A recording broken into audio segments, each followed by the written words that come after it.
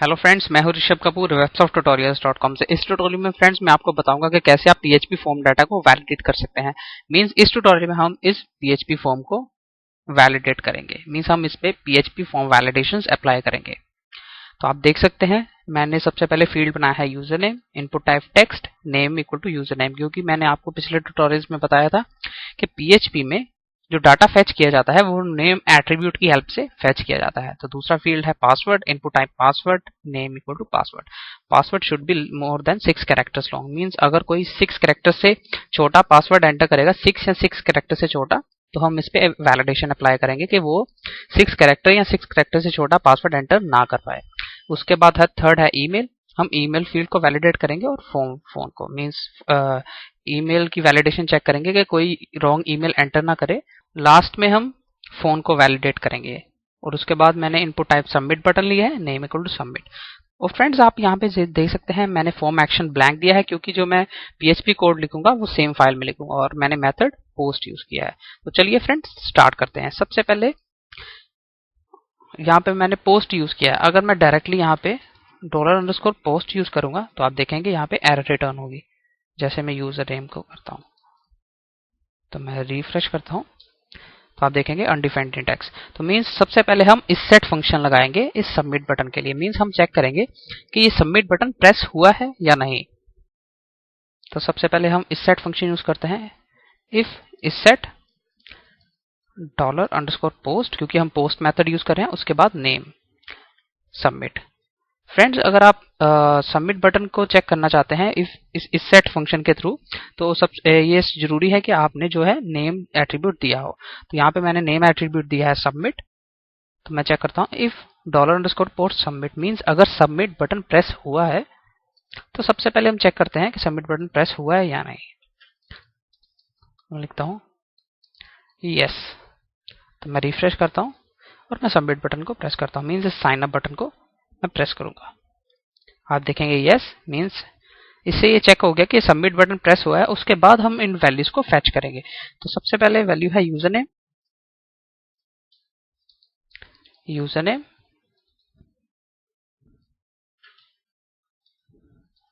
Second है password. Means जो आपने नेम दिया है आप वही इस post means in square brackets के अंदर लिखेंगे।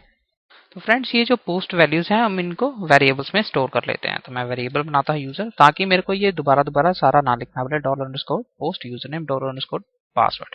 तो मैं इनको वेरिएबल्स में स्टोर कर लेता हूँ। आप कोई भी वेरिएबल नेम दे सकते हैं। $_पासवर्ड के लिए। उसके बाद थर्ड नेम है ईमेल और फोर्थ नेम है फोन। तो मैं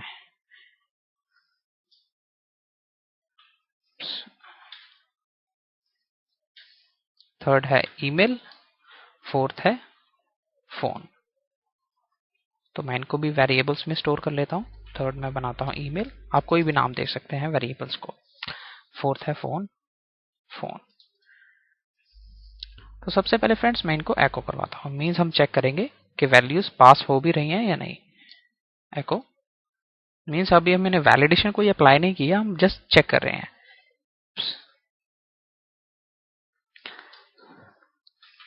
यूजर नेम मैं लिखता हूँ ऋषभ, पासवर्ड मैं कुछ भी एंटर कर देता हूँ। उसके बाद ईमेल मैं लिखता हूँ rishabh@gmail.com। उसके बाद फोन नंबर।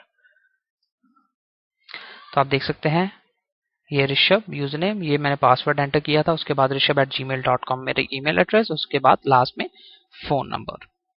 तो फ्रेंड्स अब मैं यहाँ से एको हटा लेता हूँ। मींस अब हमने चेक कर लिया है कि वैल्यूज जो है वो फेच हो रही हैं। तो सबसे पहले हम चेक करेंगे कि कोई इस टेक्स्ट बॉक्स को ब्लैंक तो नहीं छोड़ता। मींस अगर कोई इसको ब्लैंक छोड़ता है तो हम एक एरर मैसेज डिस्प्ले करेंगे। मींस हम वैलिडेट करेंगे कि कोई इसको ब्लैंक ना छोड़ पाए। तो सबसे पहले उसको वैलिडेट करने के लिए पीएचपी का इनबिल्ट फंक्शन है एम्प्टी, जिसका नाम है एम्प्टी। तो हम इसके लिए इफ एल्स स्टेटमेंट यूज करेंगे। इफ एम्प्टी ब्रैकेट्स, क्योंकि ये फंक्शन है, फंक्शन की ब्रैकेट्स, और अब वेरिएबल का नाम सबसे पहले हम यूजर नेम को वैलिडेट करेंगे। तो हम यूज करेंगे एको स्टेटमेंट। अगर कोई एम्प्टी छोड़ता है यूजर नेम टेक्स्ट बॉक्स को, इफ एम्प्टी यूजर, जो कि मींस इसमें जो वैल्यू आएगी अगर वो ब्लैंक होगी तो हम एरर मैसेज डिस्प्ले करते हैं प्लीज एंटर यूजर नेम। तो मैं सबसे पहले इसको रिफ्रेश करता हूँ, साइन अप बटन पे क्लिक करता हूँ। जैसे इसने इसको ब्लैंक देखा, इसने एरर मैसेज डिस्प्ले कर दिया, please enter user name. Friends, आपने मोस्टली देखा होगा जो एरर मैसेज होते हैं वो साइन अप बटन के बाद डिस्प्ले होते हैं और वो रेड कलर के फॉन्ट्स में होते हैं। तो अगर आप ऐसे एरर मैसेज को डिस्प्ले करना चाहते हैं तो उसके लिए हम क्या करेंगे, एको की जगह हम यहाँ पे एक वेरिएबल में इसको स्टोर कर लेंगे। मैं आप कुछ भी नाम दे सकते हैं, मैसेज मैंने MSG नाम दे दिया। मीन्स अगर कोई user name text box blank छोड़ेगा तो ये जो एरर मैसेज है इस मैसेज वेरिएबल में स्टोर हो जाएगा। अब हमारे को इस मैसेज वेरिएबल को प्रिंट करना है। तो इसको साइन अप बटन के बाद अगर आप प्रिंट करना चाहते हैं तो यहाँ पे मैं एक p टैग लेता हूँ और p टैग के अंदर सबसे पहले इफ isset फंक्शन यूज करूंगा। सबसे पहले यहाँ पे तो यहाँ पे isset लिखने से पहले सबसे पहले हम यहाँ पे php टैग्स यूज करेंगे क्योंकि हम इसमें php लिखेंगे। तो php टैग्स और php टैग्स के अंदर सबसे पहले हम isset फंक्शन यूज करेंगे। इफ isset तो इसमें मैसेज मीन्स जो भी वेरिएबल का नाम है, सॉरी, इफ isset फंक्शन के अंदर वेरिएबल का नाम मीन्स अगर इस वेरिएबल की वैल्यू सेट है तो इसको एको कर दे, एको MSG। और मैं इस p टैग की स्टाइलिंग कर देता हूँ। आप इसको आईडी या क्लास देके स्टाइल शीट के थ्रू भी इसकी स्टाइलिंग कर सकते हैं। तो मैं इसका कलर जो है वो रेड कर देता हूँ। मीन्स अगर इस वेरिएबल की वैल्यू सेट है, MSG वेरिएबल के अंदर कुछ वैल्यू है जैसे कि प्लीज एंटर यूजर नेम, तो उसी वक्त इसकी वैल्यू मीन्स ये चेक करेगा इफ isset मैसेज तो उसको एको कर देगा। तो हम ब्राउजर में जाते हैं, रिफ्रेश करते हैं, आप देखेंगे sign up please enter user name. Means अब साइन अप बटन के नीचे आ गया ये प्लीज एंटर यूजर नेम और जो हमने स्टाइलिंग की थी रेड कलर, तो आप देख सकते हैं। इसी तरह से अब हम चेक करेंगे पासवर्ड फील्ड। मीन्स चारों फील्ड्स को हम चेक करेंगे कि ये एम्प्टी तो नहीं है। सबसे पहले हम उसके लिए एम्प्टी फंक्शन यूज करेंगे। मीन्स हमने ये चेक कर लिया यूजर नेम। इसी तरह से एल्स इफ स्टेटमेंट की हेल्प से else if empty pass means ये पासवर्ड की वैल्यू अगर एम्प्टी है तो अब मैं मैसेज के अंदर स्टोर कर देता हूं प्लीज एंटर योर पासवर्ड। तो अब हम इसको भी चेक करेंगे। सबसे पहले प्लीज एंटर यूजर नेम, मैं यूजर नेम एंटर करता हूं, उसके बाद पासवर्ड मैं ब्लैंक छोड़ देता हूं। तो आप देखेंगे please enter your password. Friends, यहाँ पे आप देख सकते हैं कि जैसे ही मैंने इसको क्लिक किया, मीन सबसे पहले एरर थी यूजर नेम की। जैसे मैंने इस पे ऋषभ लिखा, उसके बाद मैंने पासवर्ड ब्लैंक छोड़ा, जैसे मैंने साइन अप पे क्लिक किया तो आप देखेंगे एरर तो इसने प्लीज एंटर योर पासवर्ड की थी लेकिन इसने सभी फील्ड्स को ब्लैंक कर दिया। ये इसलिए हो रहा है क्योंकि हमें ये एक सर्वर साइड लैंग्वेज यूज कर रहे हैं। मीन्स ये सर्वर पे जाता है और फिर उसके बाद सर्वर पे चेक करता है कि अगर वैल्यू एम्प्टी है तो ये एरर रिटर्न करता है, जिसके कारण ये इसको ब्लैंक कर देता है। अगर आप चाहते हैं कि ये फील्ड्स ब्लैंक ना हो एरर रिटर्न होने के बाद, तो आप जावास्क्रिप्ट वैलिडेशंस यूज कर सकते हैं। जावास्क्रिप्ट एक क्लाइंट साइड लैंग्वेज है। मीन्स ये सर्वर पे जाए बिना ये फॉर्म को वैलिडेट करता है। लेकिन ये रेकमेंड किया जाता है कि अगर आप एक सबमिट बटन यूज कर रहे हैं तो आप जावास्क्रिप्ट और PHP वैलिडेशंस दोनों यूज करें। क्योंकि अगर कोई अपनी ब्राउजर की जावास्क्रिप्ट को डिसेबल कर देता है तो अगर आपने PHP वैलिडेशंस नहीं लगाई, मीन्स अगर आपने खाली जावास्क्रिप्ट वैलिडेशंस लगाई हैं और आपने सबमिट बटन यूज किया है, तो कोई भी अपने ब्राउजर की जावास्क्रिप्ट को डिसेबल करके एम्प्टी डाटा को इंसर्ट कर सकता है इसके डाटाबेस, आपके डाटाबेस टेबल्स में। तो इसलिए ये रेकमेंड किया जाता है कि आप जावास्क्रिप्ट और PHP वैलिडेशंस दोनों यूज करें अगर आप सबमिट बटन यूज कर रहे हैं। क्योंकि अगर कोई जावास्क्रिप्ट डिसेबल भी करेगा अपने ब्राउजर की तो PHP वैलिडेशंस अप्लाई हो जाएंगी। एक और इसका अल्टरनेट होता है कि अगर आप सबमिट बटन की जगह सिंपल बटन भी यूज कर सकते हैं और जावास्क्रिप्ट के थ्रू फॉर्म को सबमिट कर सकते हैं। लेकिन ये जावास्क्रिप्ट का टॉपिक है तो मैं इसमें आज जावास्क्रिप्ट ट्यूटोरियल्स में इसको एक्सप्लेन करूंगा। तो अब हम कंटिन्यू करते हैं PHP वैलिडेशंस के साथ। हम मैं चेक करता हूं इफ एम्प्टी ईमेल, मीन्स अगर ईमेल एम्प्टी है, message please enter your email address. इसी तरह से लास्ट है else if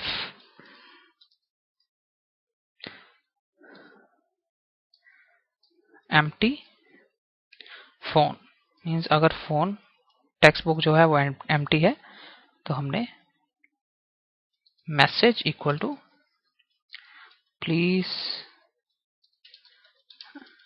enter your phone number. तो हमने ब्लैंक फील्ड्स के लिए वैलिडेशन लगा दी। मींस अगर कोई फील्ड ब्लैंक छोड़ता है तो वैलिडेशन अप्लाई हो जाएगी। जैसे please enter your email address. इसी तरह से अगर कोई फोन को एम्प्टी छोड़ता है टेक्स्ट बॉक्स को, तो ये आप देखेंगे please enter your phone number.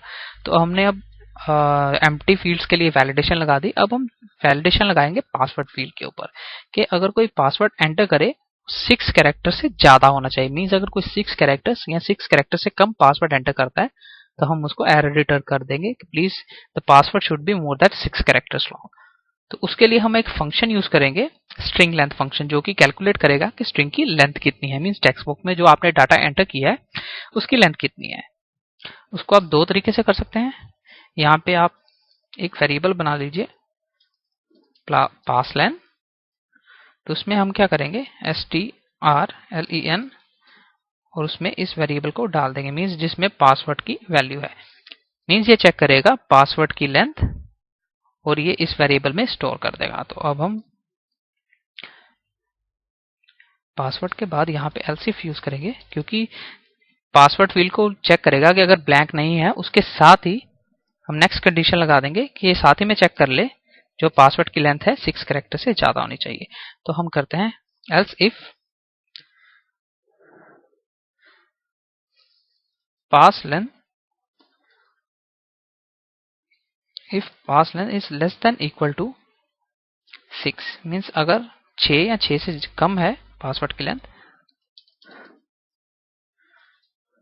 मैं यहाँ पे एरर प्रिंट करता हूँ, password should be more than 6 characters long. If password length is less then और इक्वल टू 6, मींस अगर 6 या 6 से कम पासवर्ड की लेंथ है तो ये एरर रिटर्न हो जाएगी।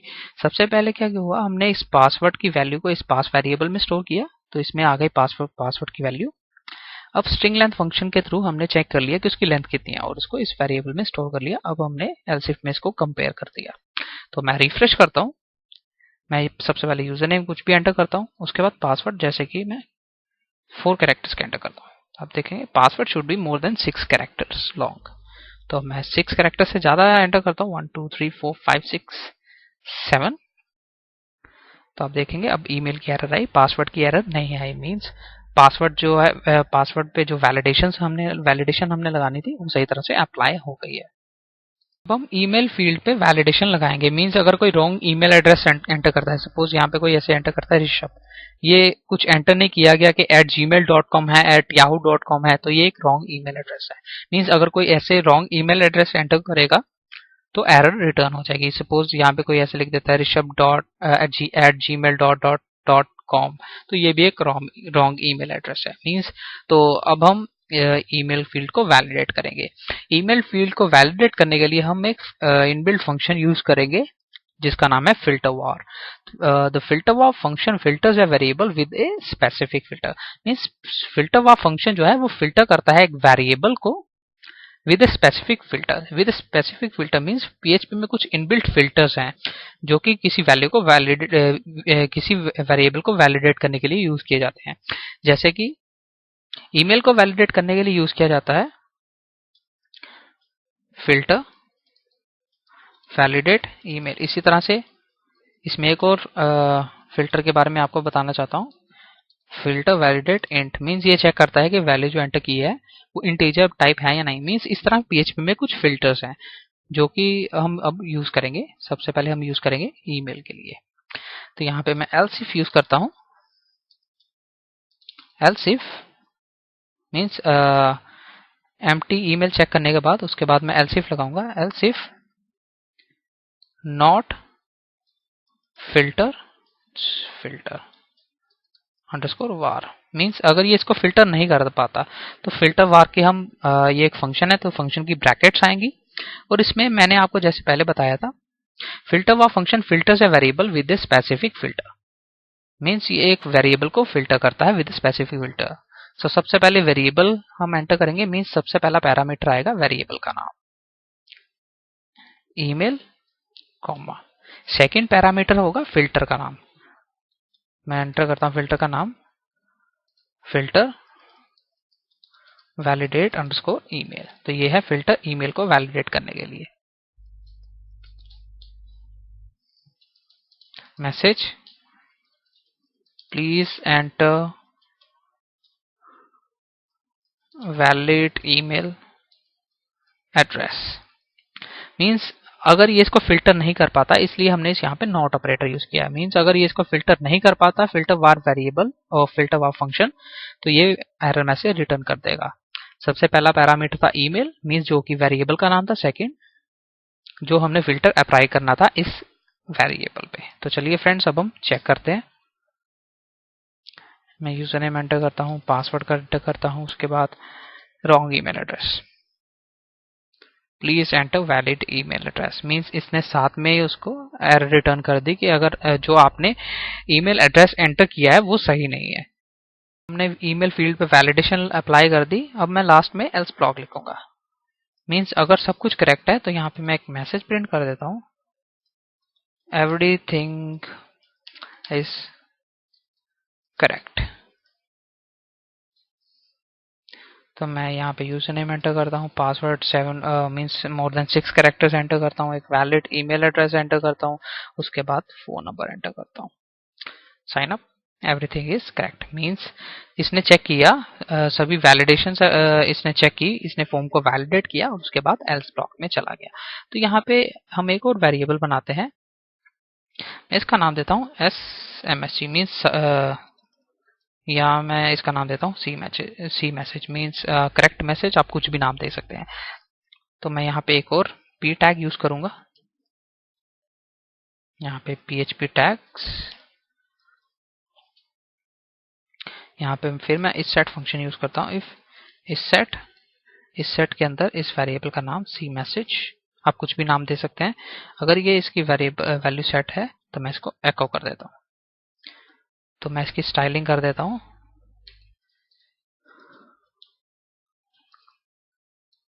ग्रीन।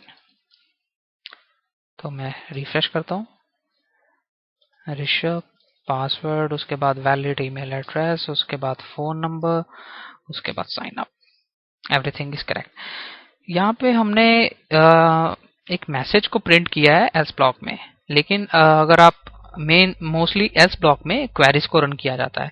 मीन्स अगर सब कुछ करेक्ट है उसके बाद हम क्वेरी लिखते हैं। यहाँ पे MySQL क्वेरी, जैसे आप इंसर्ट क्वेरी लिखना चाहते हैं, insert into table name. Means else block में क्वेरीज को रन किया जाता है। सबसे पहले फॉर्म को वैलिडेट किया जाता है इफ एल्स स्टेटमेंट की हेल्प से। अगर सब कुछ करेक्ट है तो एल्स ब्लॉक में क्वेरी को एग्जीक्यूट किया जाता है। तो फ्रेंड्स, ये था PHP फॉर्म वैलिडेशंस के बारे में। फ्रेंड्स, अगर आपके जहन में अभी भी कोई क्वेश्चन अराइज हो रहा है तो आप मेरे डिस्कशन फोरम पे जा सकते हैं या आप इस वीडियो के नीचे कमेंट कर सकते हैं। मेरे ट्यूटोरियल को देखने के लिए धन्यवाद। मेरे चैनल को सब्सक्राइब करना ना भूलें ताकि आपको मेरे वीडियोस के बारे में रिसेंट अपडेट्स मिलती रहे। हम नेक्स्ट ट्यूटोरियल में मिलते हैं।